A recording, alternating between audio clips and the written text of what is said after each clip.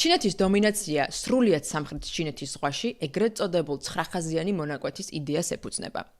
1940-იანი წლების ბოლოს ჩინეთის რესპუბლიკის, ანუ ნაციონალისტური მთავრობის წარმომადგენლები ცდილობდნენ მეორე მსოფლიო ომის შემდეგ ქვეყნის საზღვაო საზღვრების განსაზღვრას. 1947 წელს ჩინელმა კარტოგრაფმა იან შუჰუამ კი სამხრეთ ჩინეთის ზღვაში ჩინეთის საკუთრება 11 ხაზით შემოფარგლა. თუმცა ეს ნიშნები ეფუძნებოდა ძველ საზღვაო რუკებს, ისტორიულ ნარატივებს, იმ დროის პოლიტიკურ მიზნებს და არა ზუსტ კოორდინატებს. 1959 წელს, როცა კომუნისტური პარტია მოვიდა ხელისუფლებაში, ახალმა მთავრობამ ეს რუკა შეინარჩუნა. თუმცა მას შემდეგ, რაც მაო ძედუნმა ტონკინის ყურე ვიეტნამს გადასცა, შემოსაზღვრულ არეას 2 ხაზი მოაკლდა და დარჩა 9-ხაზიანი ტერიტორია, რასაც ჩინეთი დღემდე თავისად მიიჩნევს.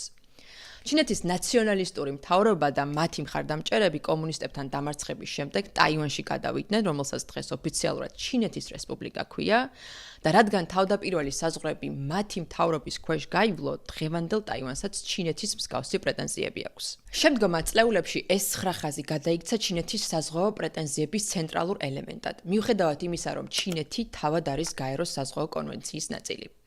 ეს კი დანარჩენი მომიჯნავე ქვეყნებისათვის ვერ იქნება სასიხარულო. ამიტომ 2013 წელს ფილიპინებმა ჰააგის საერთაშორისო საარბიტრაჟო სასამართლოში სარჩელი შეიტანა ჩინეთის წინააღმდეგ. 2016 წელს კი სასამართლომ დაასკვნა, რომ ჩინეთის 9-ხაზიან მონაკვეთს სამართლებრივი საფუძველი არ გააჩნია.